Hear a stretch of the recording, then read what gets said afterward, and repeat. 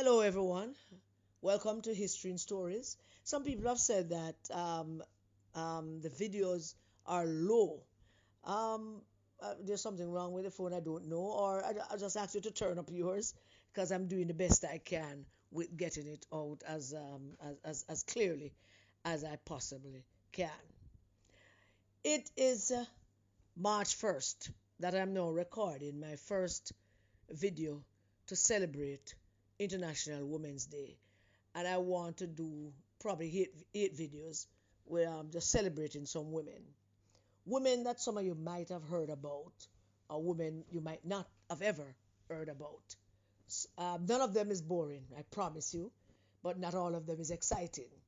Women that in science and literature and education, women in wars, women who taught us how to love ourselves, women who stood up for us before we knew how to stand up for ourselves, women who lived in the shadows and women who lived in the light, women who lived in darkness, women who suffered, women who bled, women who taught us how to live, how to be recognized, how to be ourselves. And we're going to celebrate some of those women. We're not going to get to everybody that most people would like us to get to. I want to talk about some women that most people don't talk about. And so here goes. In the meantime, please like the video and send me a comment or a question if you have a question. And do share the video with as many women as you know. And then we can talk about it. So the first woman I want to tell you about is a woman that just really, I feel that she deserves the first spot in these videos because of how iconic she has been. October 11th, 2007, in West Hampstead in London, Doris Lessing returned from a grocery shop to find journalists blocking her front door. Doris was 88 years old. She was carrying blue shopping bags filled with vegetables, wondering why her quiet Thursday had suddenly attracted a crowd with cameras. Someone shouted the news at her that she had just won the Nobel Prize in Literature.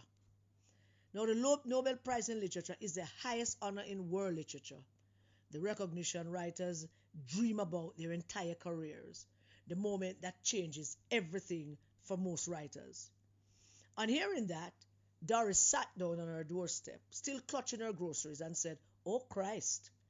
Not joy, not tears, not humble gratitude, just visible annoyance that something had interrupted her day. A reporter pressed for a better reaction, something appropriate for the historic moment. This is the Nobel Prize. You must give an appropriate, it demands an appropriate response. After all, she had just become the oldest Nobel Literature laureate in history, the oldest person to have ever won this honor. So the reporters were pushing for an appropriate remark. Doris looked at the reporter like he had asked a particularly stupid question. And she said, and I quote, "I can't say I'm overwhelmed with surprise. I am 88 years old, and they can't give the Nobel to someone who's dead. So I think they were probably thinking they'd better give it to me now, before I popped off." End of quote. She glanced at her shopping bags and she said, and I quote, "I've won all the prizes in Europe. Every bloody one. It's a royal flush." End of quote. Then she went inside to put away her vegetables. And that exchange captured in photographs that would circulate worldwide perfectly summarized who Doris Lessing had been for nearly 9 decades. Brutally honest, completely unsentimental, and utterly uninterested in performing emotions she didn't feel. Doris had been born in 1919 in Persia to British parents, chasing dreams that never materialized. Her father had lost his leg in World War One. Her mother had been his nurse. They had fallen in love in a hospital. They moved to southern Rhodesia to a farm and watched their ambitions collapse into poverty while the African landscape stretched endlessly around them.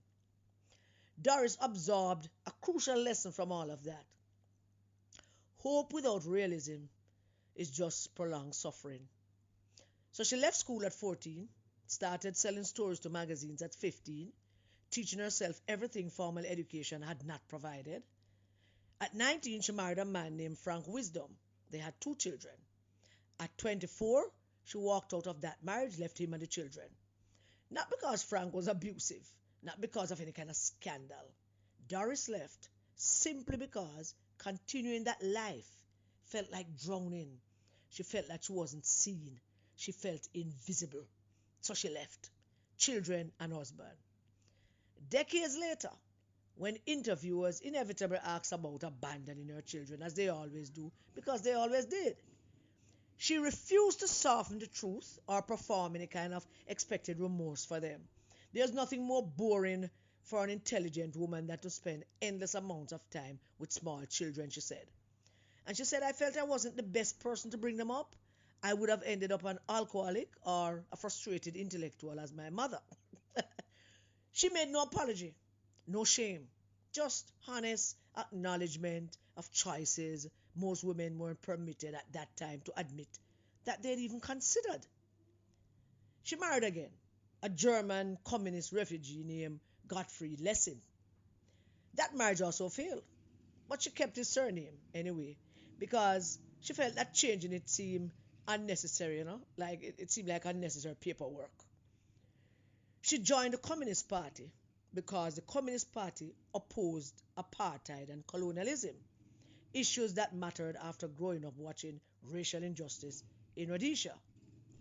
But in 1956, when the Soviet tanks crushed the Hungarian uprising, she immediately left the party. Evidence changed, so therefore her position changed. Being a member of the Communist Party isn't all that it was cracked up to be.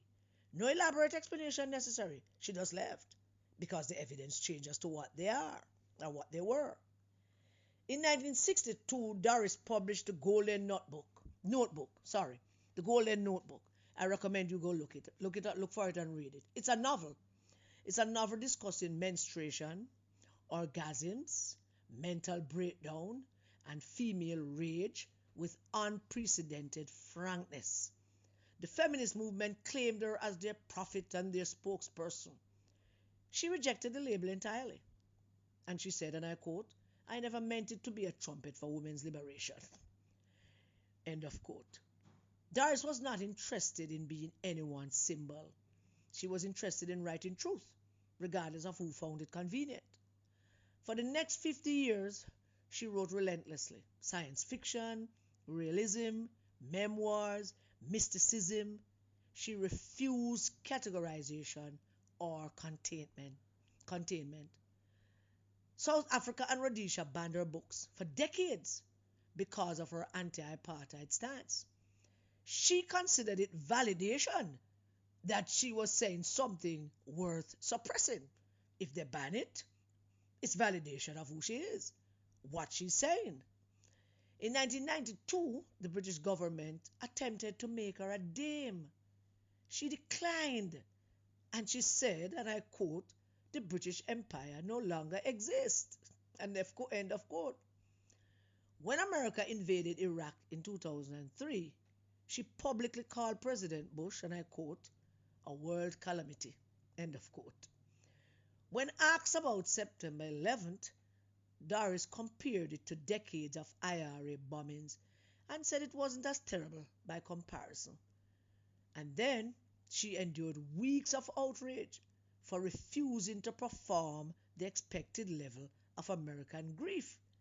She never moderated her opinions for public, to be palatable for public consumption. She never moderated it. She's not going to do it. Which makes that October afternoon in 2007 so perfectly characteristic. The Swedish Academy had just awarded her the highest recognition in world literature. She was the oldest recipient in the prize's 106-year history, I think. A writer whose career had fundamentally shaped modern fiction, and she was totally irritated. In subsequent days, she elaborated, and I quote, it's a bloody disaster, she said. All I do now is give interviews and spend time being photographed. I have no time left to write. End of quote. She hadn't wanted the prize. She wanted to keep working. The recognition she had supposedly been seeking her entire career turned out to be an obstacle to the only thing that actually mattered, which was the work itself. Think about what that means. Think about it. At 88, after 7 decades of writing, after being banned by governments and claimed by movements she didn't ask to represent, after marriages and departures and controversies, Doris Lessing had validated herself through her own work. She didn't need external recognition anymore. That would have been useful decades earlier, when acknowledgement might have opened doors or changed circumstances. By 88 years old, she just needed time to write. The reporters wanted tears and gratitude and humble acknowledgement of honor bestowed, and all she gave them was, "Oh Christ," and unpacked vegetables. Doris Lessing died on November 17, 2013, at age 94, in the same West Hampstead house where reporters had ambushed her with Nobel news 6 years earlier. Her obituaries discussed her literary legacy, her complex relationship with feminism, her fearless political positions. But the image that circulated most widely was that photograph from her doorstep, an elderly woman in ordinary clothes, surrounded by shopping bags, looking profoundly annoyed that people were interrupting her Thursday. Here's what Doris Lessing understood that most people never learn. External validation doesn't matter if you have already validated yourself through your work. She had abandoned children in an era when that was unforgivable. She joined and left political movements as evidence demanded. She turned down honors. She had said uncomfortable things about terrorism, uncomfortable things about motherhood and women's liberation itself. She had spent nearly 90 years being exactly herself, regardless of cost. And when the world finally decided to honor her with its highest literary prize, she couldn't even pretend to be excited, because brilliant women don't owe the world any kind of performance, not of gratitude, not of appropriate emotion, not of anything except their actual work. Somewhere right now, a young writer is performing gratitude they don't feel, moderating their opinions for public consumption, apologizing for choices that don't require apology. But Doris Lessing's doorstep reaction is permission for you to stop.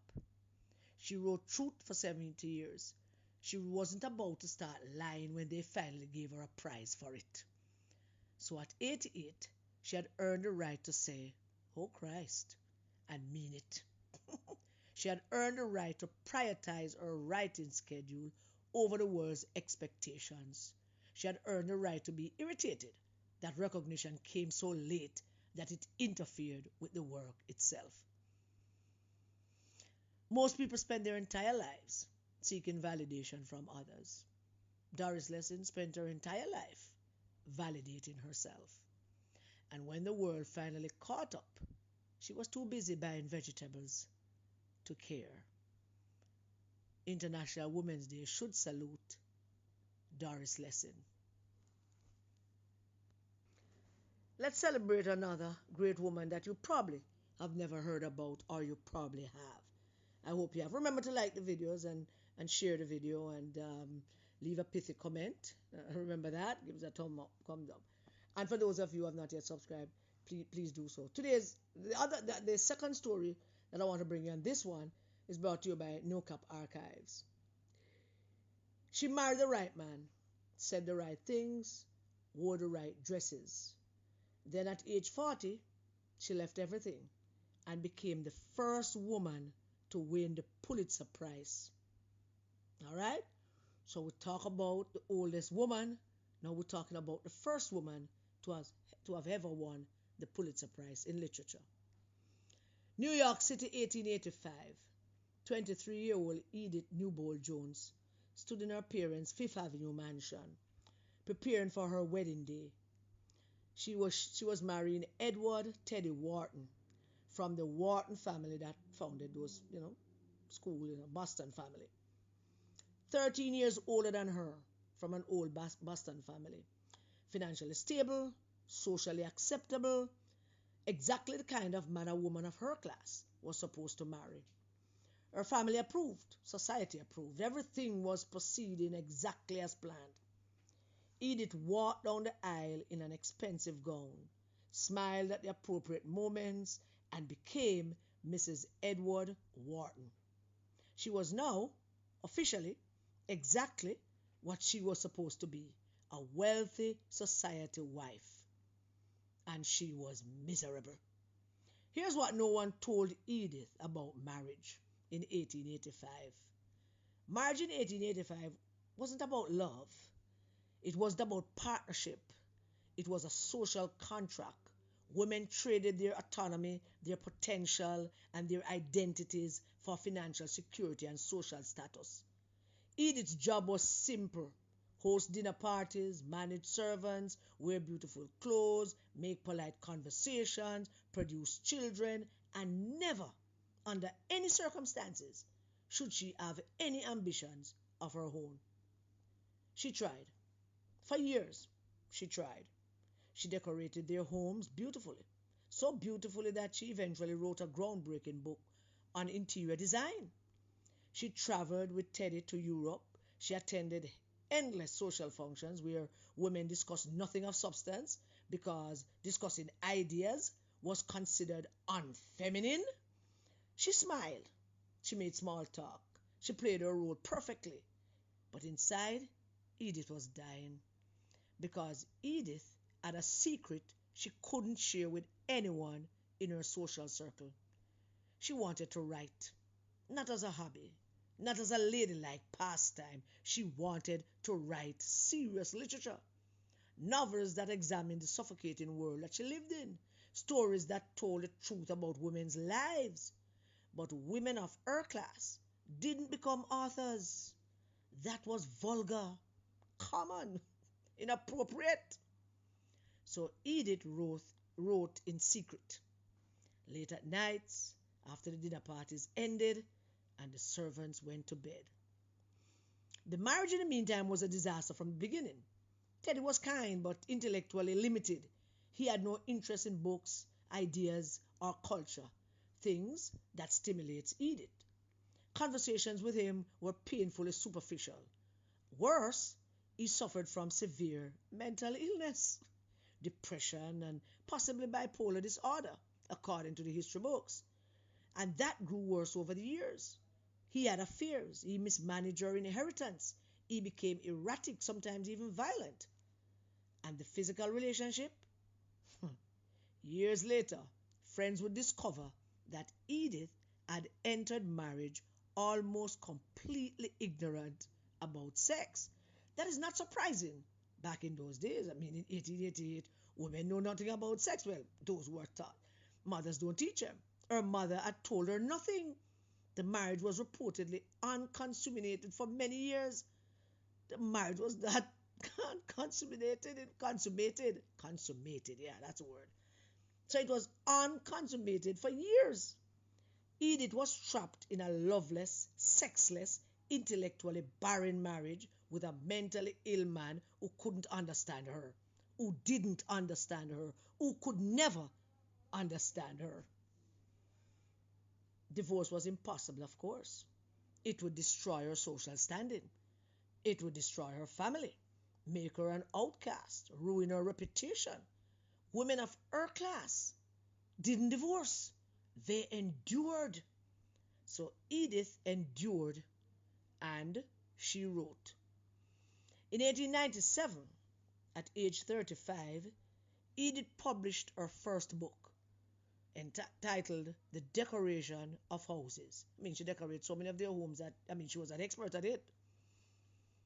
It wasn't a novel that would have been too controversial.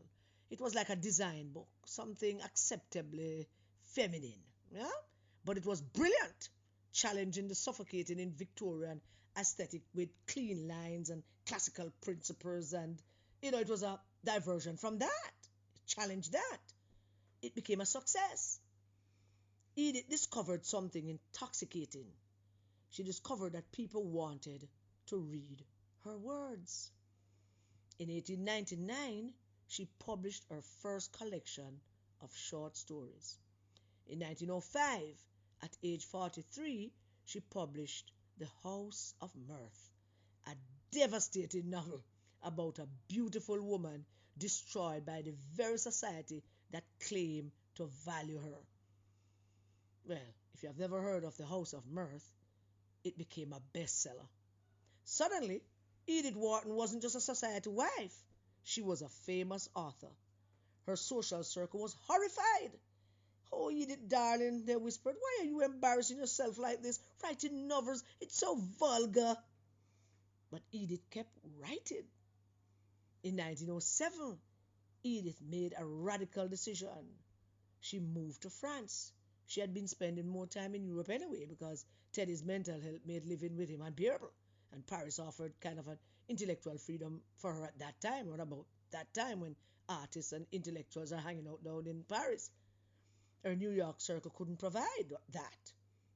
In France, she met the famous writer Henry James, who became her closest friend and mentor. She met intellectuals, she met artists, writers, people who actually discuss ideas instead of gossip. And she met Martin Fullerton, a journalist, with whom she had a passionate affair. Edith's discussion of passion and sex was eye-opening for her and changed how she saw things and wrote after that. At 45 years old, Edith Wharton finally experienced the kind of love and intimacy her marriage never provided. The affair eventually ended, but it awakened something in Edith, the realization that she had spent decades living according to other people's rules, and those rules had nearly destroyed her. In 1913, at age 51, Edith did the unthinkable. She divorced Daddy. It was scandalous. Her social circle was scandalized. Divorce was simply not done among people of their class. She was labeled selfish, difficult, improper. But Edith didn't care anymore. You know why? Edith was free. What Edith did with her freedom changed American literature. She wrote Ethan Frome, which was a brutal, beautiful novel about people trapped by poverty and duty, unable to escape their circumstances. I've never read it. I must go look for that and read it. She also wrote The Custom of the Country. I partially read that. It's a savage satire of social climbing and American materialism. And then she wrote the big one. She wrote The Age of Innocence, a masterpiece if you have ever watched it. Yeah? It's a movie. It became a movie about a man trapped by social convention, unable to choose the woman that he actually loves. In 1921, The Age of Innocence won the Pulitzer Prize for fiction. Edith Wharton became the first woman ever to win the award. She was 59 years old. She had been writing seriously for over 20 years by then. She had left her marriage, her country, her entire social world, and she had won the most prestigious literary prize in America.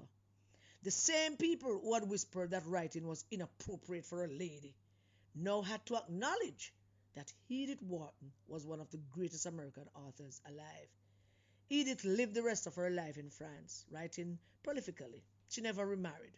She never returned to live in America. She built her life entirely on her own terms, surrounding herself with intellectuals, hosting writers and artists, maintaining deep friendships, and producing some of the finest literature of the 20th century.